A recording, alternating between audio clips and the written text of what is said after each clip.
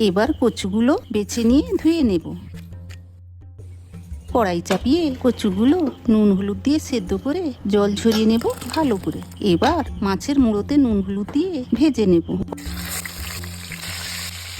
কড়াইতে আর একটু তেল দিয়ে তেজপাতা, শুকনো লঙ্কা, কালো জিরে ফোড়ন দিয়ে রসুন বাটা এবং পেঁয়াজ বাটা দিয়ে কষিয়ে নেব। জিরে বাটা, লঙ্কা গুঁড়ো দিয়ে কষিয়ে মাছের মুড়োটা দিয়ে ভেঙে নেব। এবার জল ঝরানো কচু দিয়ে ওতে নুন ও কাঁচা লঙ্কা চেরা দিয়ে 10 থেকে 15 মিনিট কষালেই জল শুকিয়ে নিলেই রেডি মাছের মাথা দিয়ে কচুর শাক। এই রান্না গরম ভাতের সাথে থাকলে বাঙালিদের আর কিছু লাগবে বলে আমার মনে হয় না। কি তাই তো?